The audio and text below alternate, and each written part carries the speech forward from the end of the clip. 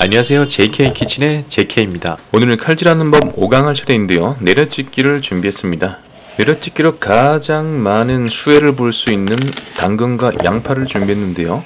이런 당근 자체가 매우 단단하기 때문에 일반적으로 그냥 밀어서 썰면은 속도가 많이 나지 않는 게 사실인데요.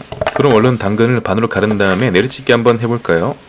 빠른 화면으로 보면 솔직히 별 차이가 없어 보이기 때문에 느린 화면으로 한번 볼게요. 자, 자세히 보세요. 칼날의 앞부분과 중간 부분이 있는데 중간 부분이 살짝 먼저 닿이고 앞부분으로 가면서 손목을 이용해서 손목 스냅을 칩니다. 마치 호숫가에서 물결이 살랑살랑거리는 웨이브 형태가 되는 것인데요. 이렇게 칼질을 하면서도 그렇고 주방에서는 손목을 많이 쓰기 때문에 손목을 잘 관리해야 됩니다. 그래서 이렇게 당근같이 단단한 재료를 썰 때 손목 힘으로만 썰지 마시고 제가 하는 것처럼 손바닥을 이용해서 처음에 살짝 넣어주시고 손바닥으로 눌려주면서 잘라주시는 게 훨씬 여러분들의 손목을 보호할 수가 있죠. 두 번째 당근 내려찍기를 할 때는 수분이 많은 심지를 제거하고 썰어보도록 하겠습니다.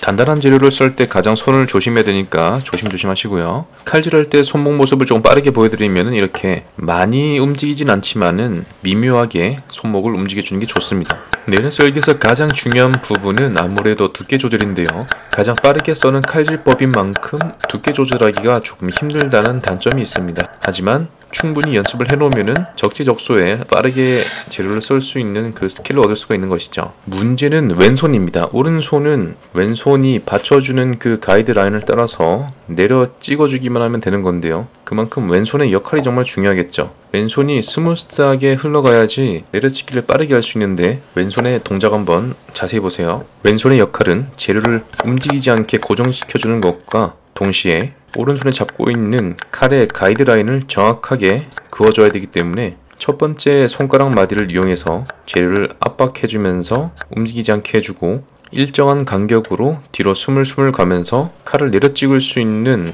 줄자와 같은 역할을 해줘야 합니다. 앞서서 내려찍기에서 중요한 것은 재료가 일정하게 썰렸는지가 정말 중요하다고 말씀드렸는데요. 진실의 순간이 왔습니다. 정확하게 썰렸는지 한번 확인해 보도록 할까요? 당근을 썰어놓고 클로즈업 해보니까 왠지 연어가 먹고 싶어지는 비주얼이네요. 왠지 모르겠습니다. 자, 드디어 양파를 썰 시간이 왔습니다. 양파는 많은 분들이 내려찍기 하는 그 로망과 같은 재료로 할 수 있는데요. 일단 양파 꼬다리 날리고 시작할게요. 반으로 가르고 칼을 눕혀서 바로 내려찍기 들어가죠.